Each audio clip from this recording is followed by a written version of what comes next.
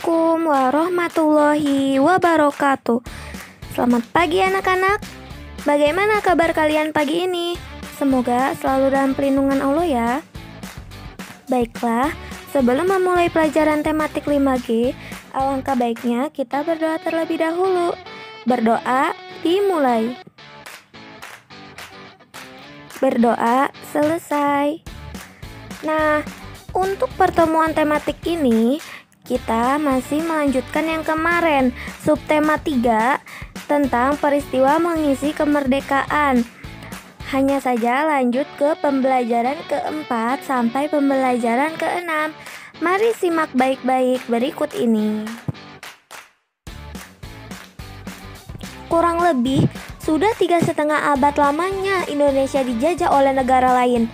Betapa besar perjuangan dan pengorbanan para pahlawan dalam merebut kemerdekaan. Semangat tersebut akhirnya mencapai titik kemenangan setelah Soekarno dan Hatta berhasil memproklamasikan kemerdekaan Indonesia pada tanggal 17 Agustus 1945. Nah, oleh karena itu, pada setiap tanggal tersebut diperingati sebagai Hari Kemerdekaan Republik Indonesia dan merupakan peristiwa yang sangat bersejarah bagi seluruh rakyat Indonesia. Tanpa terasa, sudah lebih dari 70 tahun Indonesia menjadi negara yang merdeka dari penjajahan.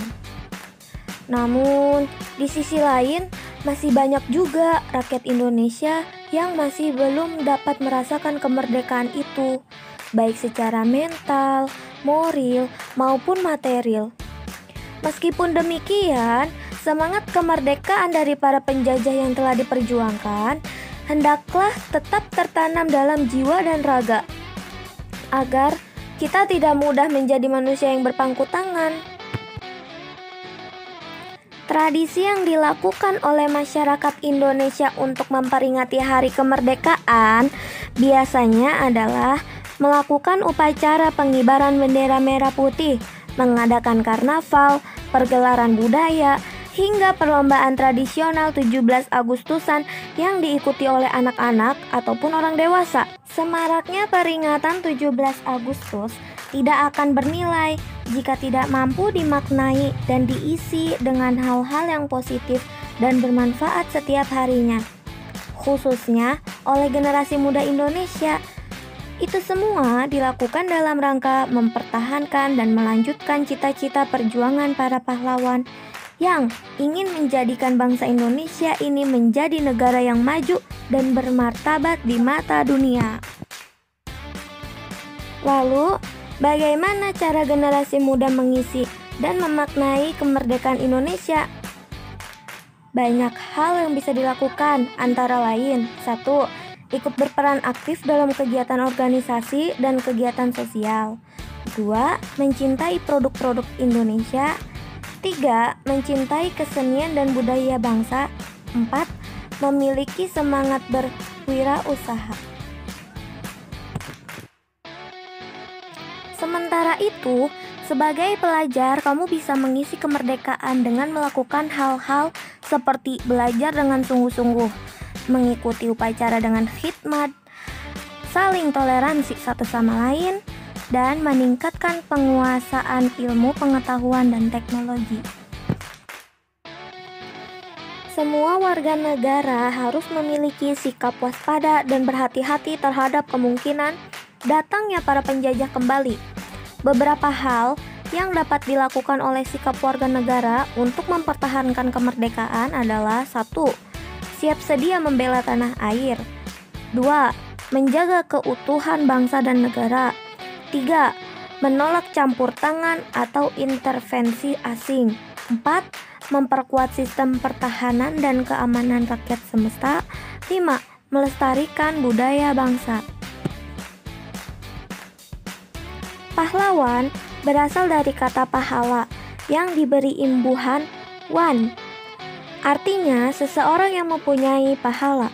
Tentunya orang yang mendapatkan pahala adalah orang yang telah berbuat baik, seperti pahlawan yang telah berkorban tanpa pamrih untuk mempertahankan kemerdekaan Indonesia Selain telah berjasa bagi negeri pada masa penjajahan, gelar pahlawan hanya disematkan kepada orang yang telah meninggal atau wafat. Gelar pahlawan bukan berarti gelar sembarangan ya, karena sangat sulit untuk mendapatkannya. Untuk itu, sebagai generasi penerus bangsa, kita tidak boleh menyia-nyiakan perjuangan para pahlawan. Jangan sampai kita dijajah kembali lewat cara-cara modern oleh mereka yang ingin menguasai tanah leluhur kita. Tanah yang telah memberikan kita kehidupan secara turun-temurun. Jangan sampai juga kita menjadi pengkhianat bangsa dengan cara merusak moral anak-anak bangsa melalui tindakan anarkis dan main hakim sendiri seperti yang sering terjadi sekarang ini. Nah, selanjutnya kita membahas tentang surat undangan tidak resmi. Jadi, surat undangan tidak resmi itu adalah surat undangan yang ditulis oleh perorangan untuk mengajak orang lain agar datang ke suatu acara. Contoh kayak surat undangan akikah atau syukuran kelahiran bayi, surat undangan pernikahan, dan surat undangan ulang tahun. Jadi, untuk membuat surat undangan tidak resmi yang baik adalah 1. Terdapat nama dan alamat pengirim. 2. Terdapat nama dan alamat penerima. 3. Terdapat hari, tanggal, waktu, dan tempat acara. Dan terakhir 4. Bahasa yang digunakan sopan, menarik, dan komunikatif.